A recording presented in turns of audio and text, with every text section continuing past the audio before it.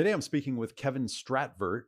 He's the chief content creator at Stratvert Media.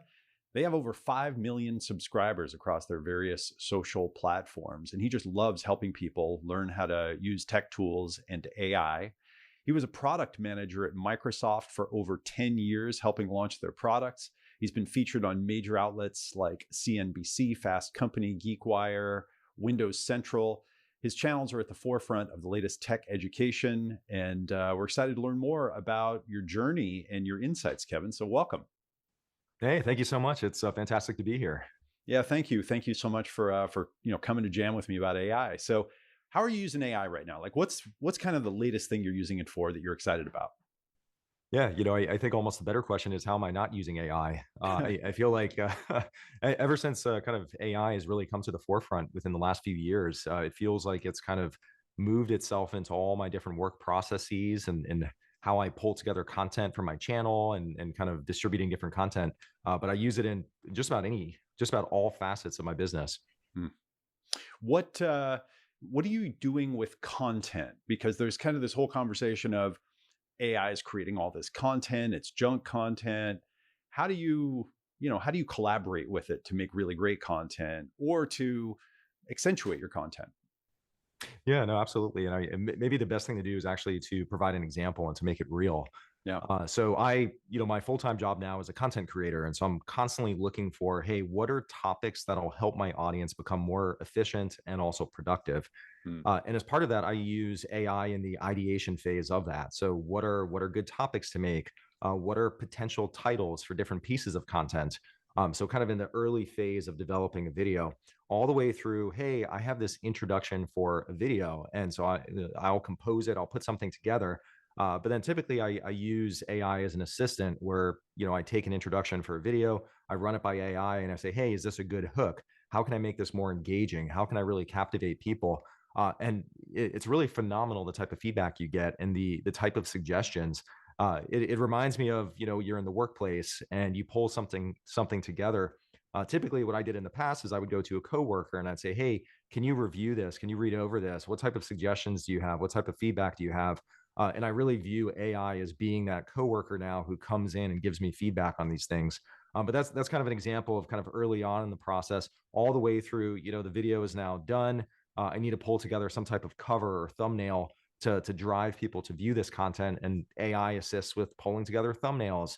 Here too, also giving feedback on the thumbnails. So, hey, I have 3 or 4 different options. Which one does the AI think will perform the best? And it is just phenomenal the type of feedback you get and the type of improvement that you could make based on that feedback. How much of what generative AI gives you do you use? Right? Because I use it for ideation too. I find, I don't know, well, I don't want to bias your numbers, but like if it gives you 10 ideas, how many of them do you use? Yeah, no, it's a good question, and I think it's like when it's similar to when you ask people for feedback, you'll get lots and lots of feedback, but you really have to kind of hone in on which ones are kind of the best pieces of feedback that you actually want to incorporate. And I think AI is similar, where as you generate different content, some of it won't be that good. And just as an example, when I'm pulling together thumbnails. You may have to go through 10, 20, 30 iterations before you get something where it's like, wow, that really works well. Or sometimes it's just taking a component of it or an idea of it and then incorporating it into something that you make. So I really think of it as kind of an iterative process. Typically, it's not going to be perfect on the first try, but I think after kind of multiple iterations, you tend to get something that assists you. And you see a lot of companies coming out now, like Microsoft as an example, where they refer to their AI as a co-pilot. So really, kind of what they're trying to insinuate is this is not driving the creation, more it's there to assist you and to help you, but you still need to sit in the driver's seat to make sure that the content that's being produced serves its purpose. How much content do you make right now? So it really depends. On a weekly basis, it's probably about maybe 3 to 4 pieces of content. And that's whether it's a short video that's going on, say, like a TikTok, an Instagram, a YouTube, or a longer form video. So it's kind of a combination of those. Got it. So you might be making almost one piece of content every day, maybe a little bit less. Uh-huh. And has AI helped you make more content, better content? Like how much more productive do you feel you are over the last year or two now that all these tools are here? So I think it's a combination of just making better quality content. So Mhm. again, it's like having that coworker who's assisting you and reviewing things. So that's going to raise the bar on the quality. I also think what AI does is it also unlocks things that you previously wouldn't have done or wouldn't have had time for. And just an example of that. So anytime I put out content, one thing that's extremely important is making sure that that content is accessible to more people. And one of the best ways to make content accessible is to have a transcript that matches everything that's said in a video. So especially when you have people who, let's say, speak English as a second language, or perhaps you're hard of hearing and you can't hear everything that's being said. Previously going through a video and trying to transcribe it, that takes a lot of effort or it takes a lot of money because you have to pay someone to watch it and then actually type up everything that's said. But with a lot of these new AI models now, they can listen to what's being said and it'll output a transcript that's 99.5 or 99.9% accurate. Mhm. And so now you have a transcript that goes along with the video, so it makes it accessible to a lot more people. But that was previously something that I did not do on all videos. And I would occasionally get complaints from people saying, hey, like, English is not my first language. I can't hear well. And so I can't follow along, but this content's valuable. I want access to it. So I think not only does it help kind of improve the quality of content that's being output, but then it also just makes it more accessible and it opens up new opportunities. It is really powerful to look at a transcript of something that you just made and then take that and put it into the generative AI and have it summarize it, bullet point it, look at it from different angles. It's like able to you take your mind and put it out here and then turn it around in a lot of ways. It is really powerful at improving quality. Yeah. Hmm. Absolutely. Yeah. Yeah. What are some of your favorite tools? Yeah, so I use all sorts of tools. Just in content creation, I use a lot of different video editing applications. So I use DaVinci Resolve quite significantly, and that also has a lot of AI integrated into it. Aside from that, just having worked at Microsoft, I use quite a few Microsoft tools like Excel. I use kind of the main Office suite of applications. So kind of a variety of tools, and then also just kind of being a content creator focused on tech software. I get to use different new software applications almost on a weekly basis. I'm exploring new tools and kind of new capabilities. So it's a lot of fun just being able to see kind of what are the latest innovations coming out. Can you tell me a little bit more about DaVinci Resolve and some of the AI functionality?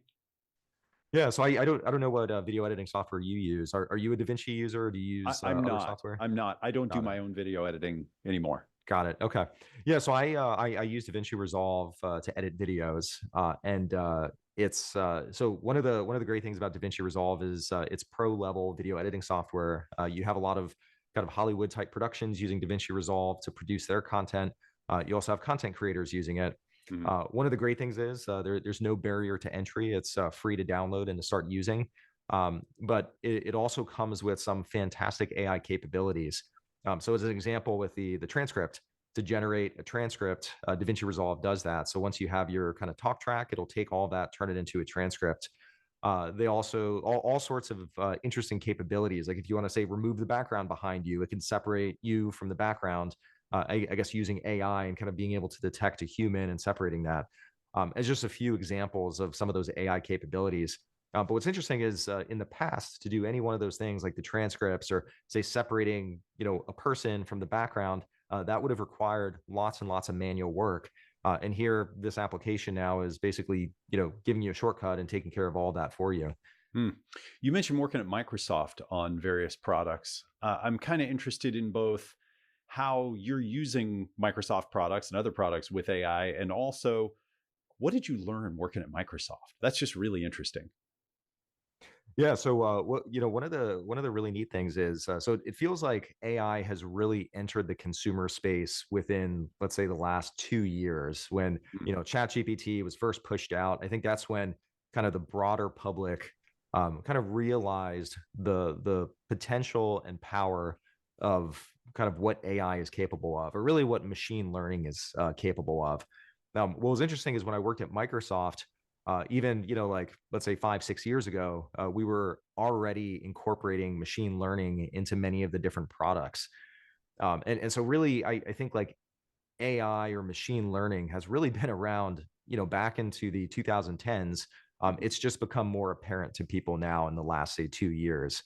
But even at Microsoft, some of the examples of how we were leveraging it, let's say you go into an application like Microsoft Word, and you're trying to get back to a document, right? So in the past, you just have a recent list of your documents that engaged with.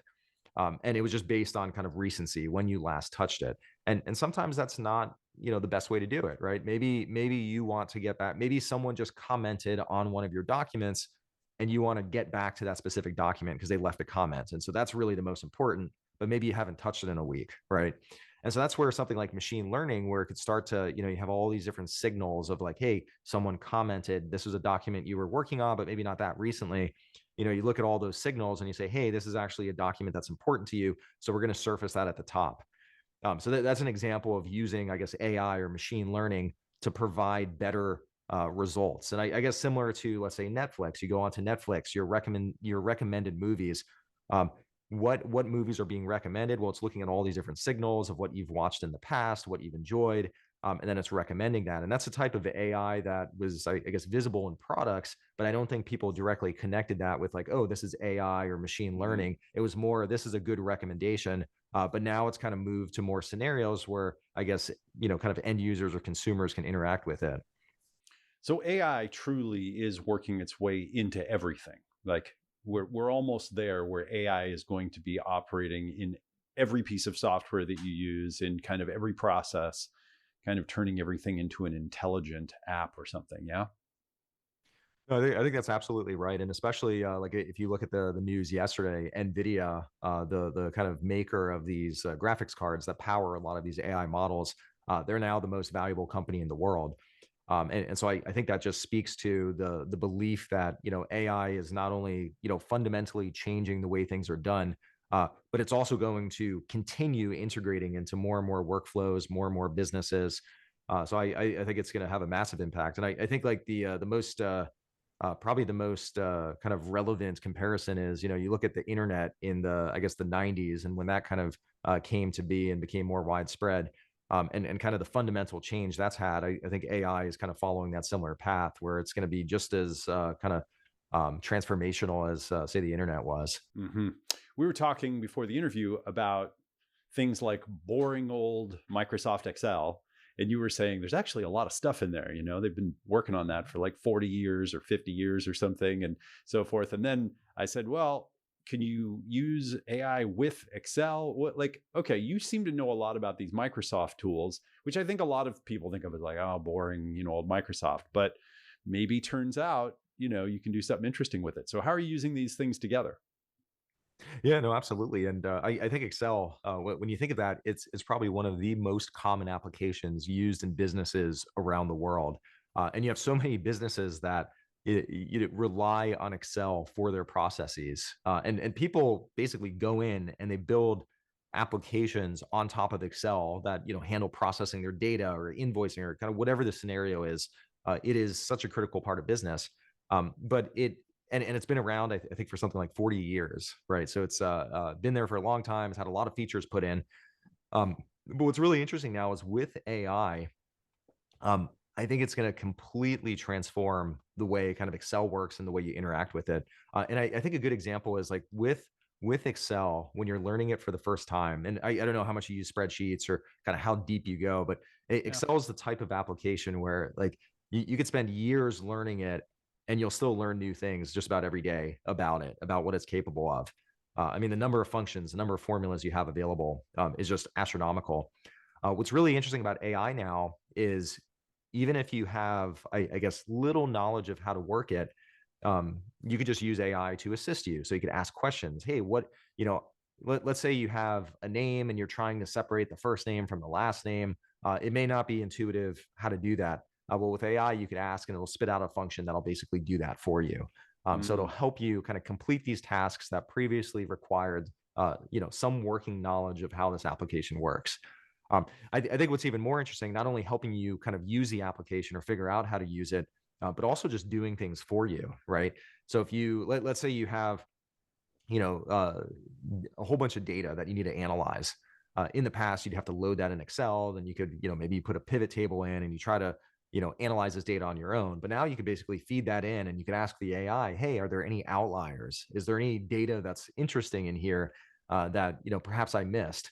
And so I think that's really where AI starts coming in, where, it can now analyze data for you. It can produce, you don't necessarily have to learn how to use the tool. Instead, you just have to have the right questions to ask.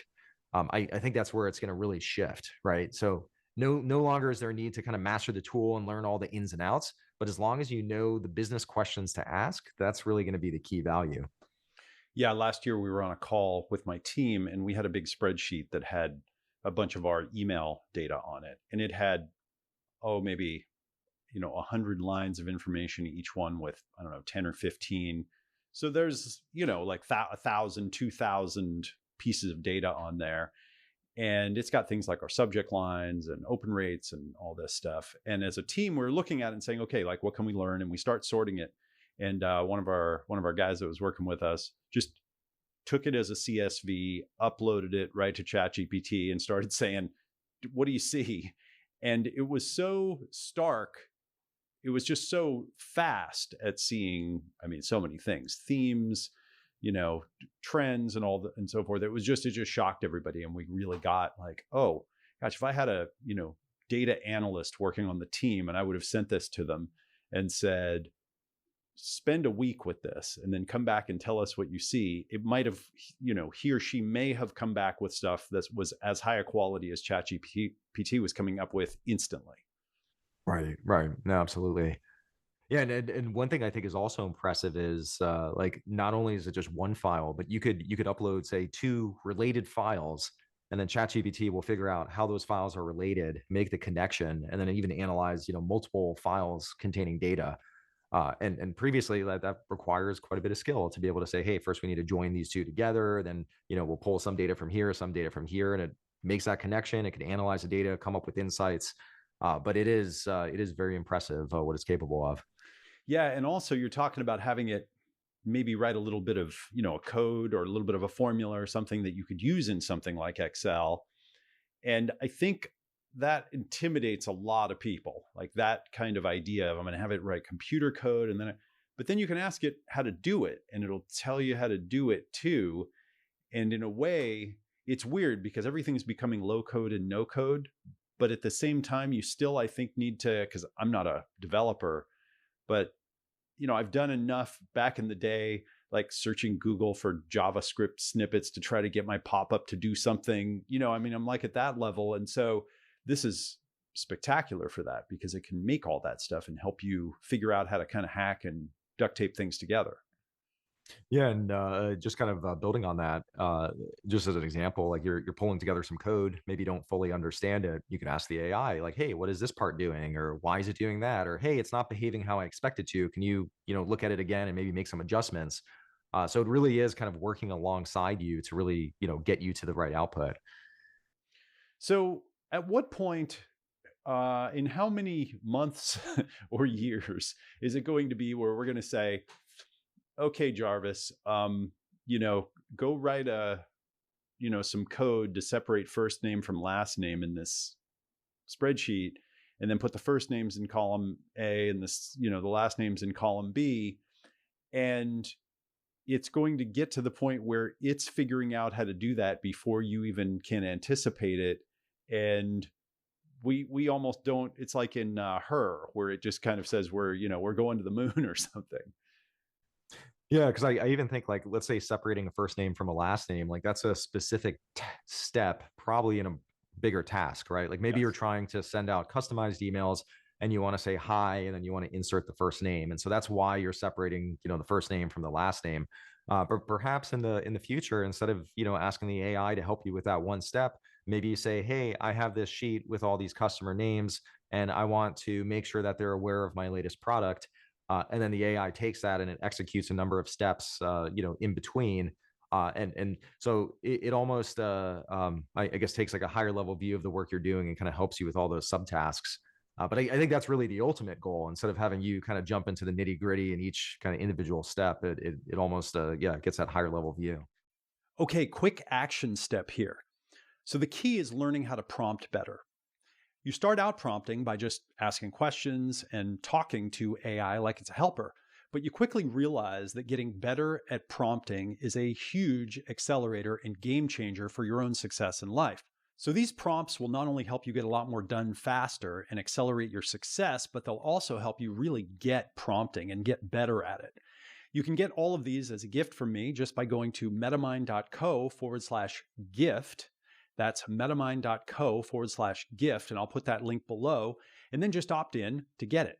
I've also created a powerful video for you called AI in the Future of Business and Work and Success that demonstrates some of the key mindsets and prompting strategies to help you get up to speed and get a lot more out of generative AI. And it's also included as a free gift when you register. So just head over to metamind.co/gift to get your AI Accelerator Prompt Pack and the other free goodies. All right, back to our interview.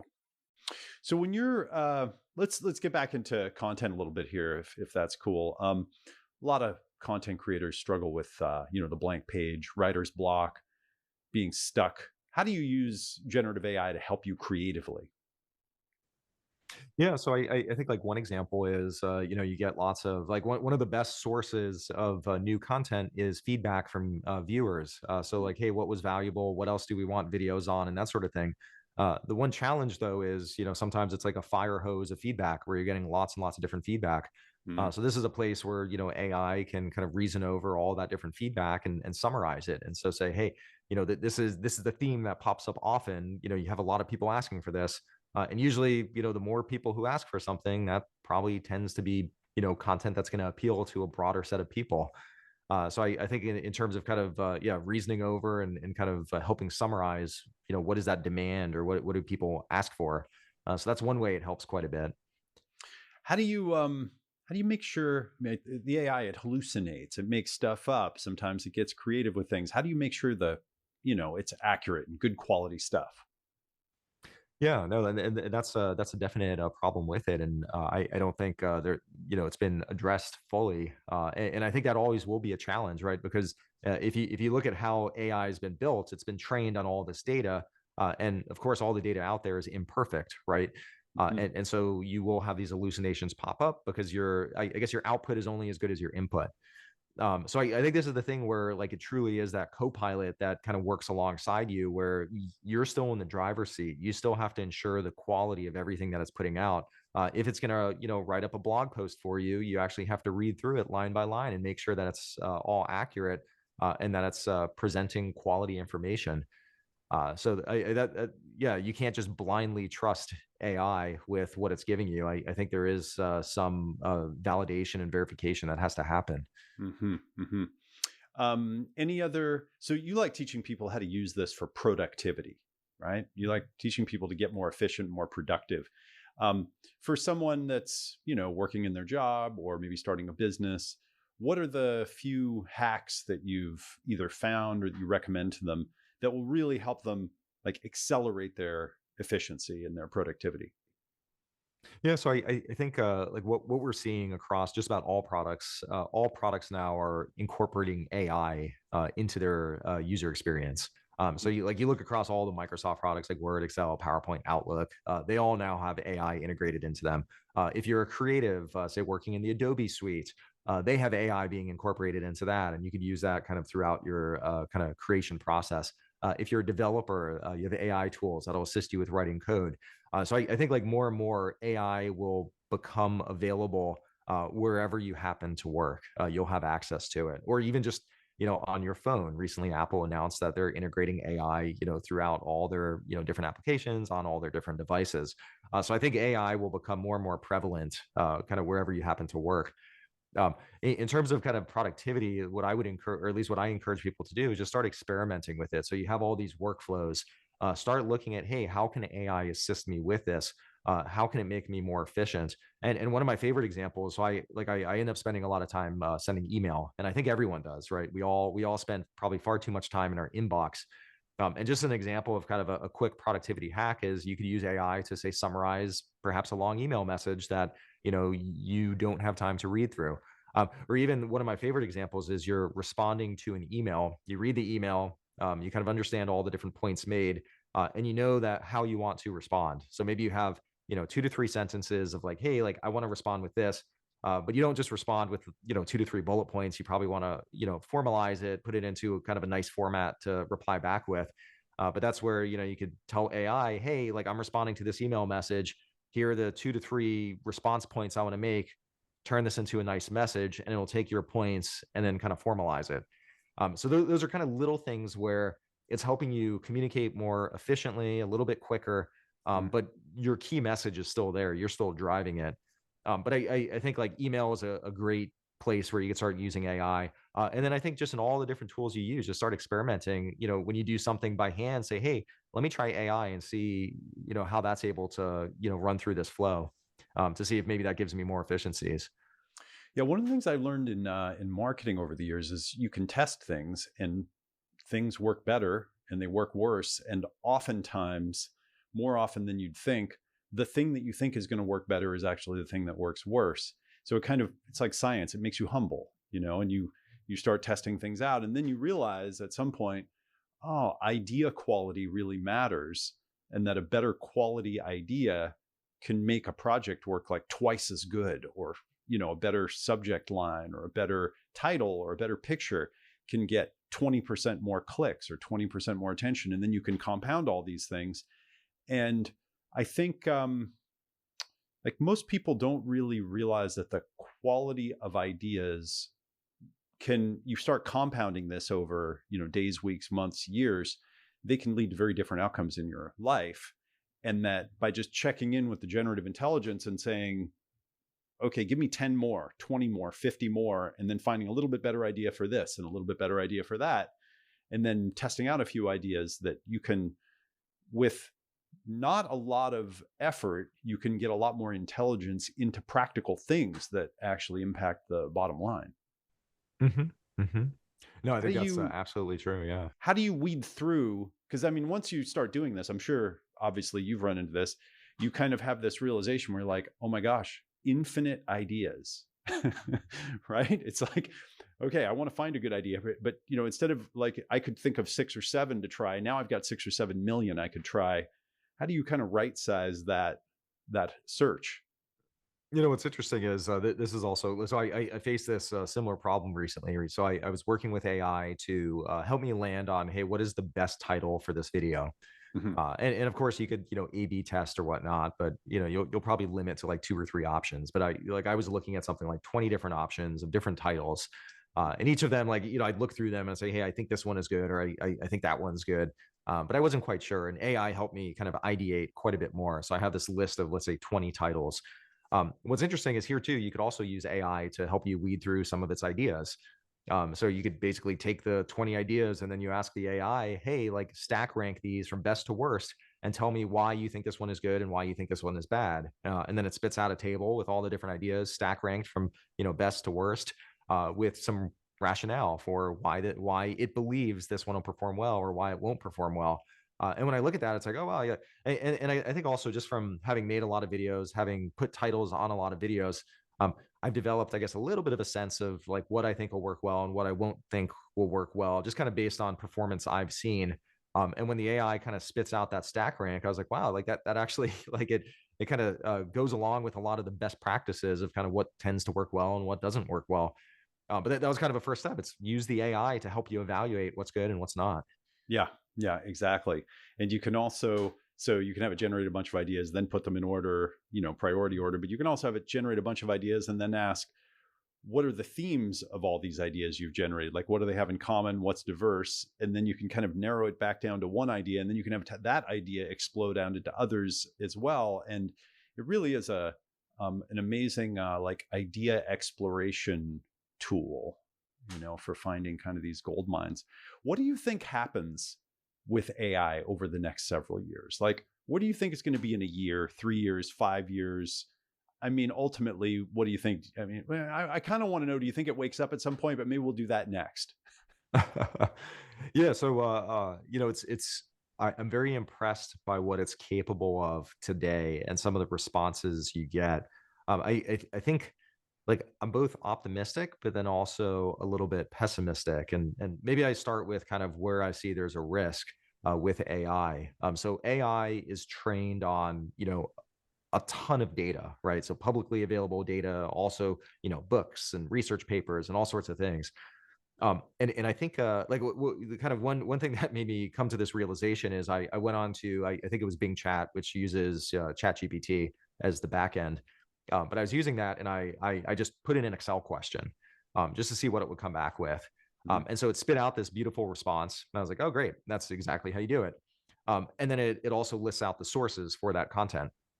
And in the sources, it actually referenced one of my YouTube videos. I guess like it, pulls the transcript, it used that as training data. That's part of its corpus of information. And now as it generates these responses, it's using basically my content to help produce that response. Wow. And so I think the risk there, and so what's nice is it is sourcing the original content, which is Yeah. great. But then you think of, okay, that's a small footnote at the bottom. What percentage of people will click through to that? Probably very small. And so when you look at that, there's this, I think there's a big risk that as AI, consumes all this information, it's feeding back information in a very concise nature. And it doesn't require you to go back to wherever it sourced the content. So I think one risk there is as people rely more and more on these AI systems to get, answers to their questions, to help them with their work, there's less of a need to go out to whoever created that content. And when you look at the internet, a lot of it is built on advertising revenue. You have a lot of these publishers who are making content. And if fewer people are visiting their sites to consume the content there, they get less revenue. So then the incentive to produce that content diminishes. Mhm. And I guess the challenge there is as the incentive to produce content diminishes, then there's less content to feed these different AI models. Mhm. And then you kind of wonder, well, then, okay, if you have less information being fed into these AI models, well, then the quality of their responses will also start to go down over time. So that's kind of I guess one challenge I see. I don't think that's really become a problem yet because you probably don't have critical mass relying on AI yet. But I think that could be a challenge. I think looking at kind of the more optimistic side, in the past, I would tend to go to, say you're searching for information, you go to Google, you go to, one of the search engines, you search for information, and it would take a long time to find relevant information.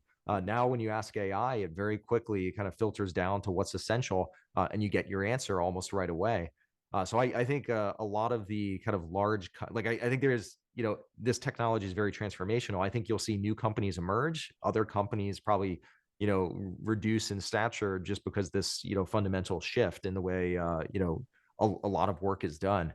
Um, I guess where I'm also optimistic, I think like, especially in like education scenarios, I think being able to, one thing, so I have two young kids, and, one's in first grade now, one will be entering school soon. Um, Today, you're in class, maybe you have 20 kids. If you're kind of less fortunate, maybe you have up to 30 kids in your classroom. And then you have one teacher. And so that education is kind of tailored for the masses, right? Like I'm going to produce, my learning or teaching material that's relevant to all these students. But I think where AI could really be interesting is you could start to tailor it to the individual where you figure out, hey, what is this child's, what are their strengths? What are their weaknesses? What is their learning need? And then you could really tailor the content and the teaching material to that individual. So I think I think there are a lot of kind of transformational uses of it, but at the same time, I think there are also some concerns as well. Yeah, I don't know if you saw Elon the other day talking about how there's going to be, I don't know, a couple of humanoid Tesla robots for each human on the planet, whatever, 10 or 20 billion of those running around. And do you think at some point that the generative AI actually becomes sentient, wakes up, Ray Kurzweil style, singularity? And then if so, what happens? Yeah, so I think up to this point, like on the humanoid thing, I know Elon, he probably promised it, next year, and so we'll see if he sticks to that timeline. But I mean, I think like with these humanoids, right? Like like AI and machine learning, it's basically looking at patterns and then predicting what comes next. So with like, writing text, it'll look at, the corpus of all the text that's been written, and then it predicts, hey, what's the next word or what's the next sentence that comes up after, this input. So it really kind of it's predicting what comes up next. So I think with things like humanoids, right? Like I've seen examples where, it can make a sandwich, right? Like it watches a bunch of videos or content of making a sandwich. And so now it could follow that pattern and it can now make its own sandwich. Um, I think where there will be struggles is uh, basically coming up with new things, right? So it's been trained on all this data, or basically all human knowledge that currently exists. But when you ask it to do something that doesn't yet exist, or perhaps hasn't been discovered or hasn't been done before, it's not making that leap to say, "Hey, here's here's some new idea that hasn't been done before." Mhm. So I think that's where kind of the limitation of AI is, really just kind of regurgitating and mixing and matching things that have already been kind of collected in human knowledge.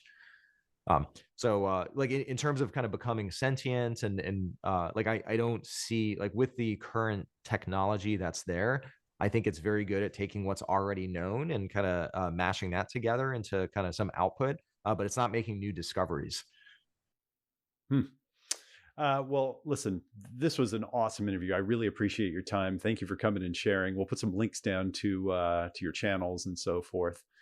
Any last things you want to kind of sign off with and tell people about AI and where you think it's going? Yeah, no, I think it's an exciting time, and I feel like every week there's some new development. So it'll be interesting to see how things kind of continue developing over time. Thanks, Kevin. All right, well, thank you so much. So thank you for watching another Metamind AI interview. Remember to keep practicing prompting, keep learning, get our prompt pack and quick start video, watch our other videos to learn from other AI experts, and stay tuned to us here on Metamind. Stay subscribed because this is going to get really interesting.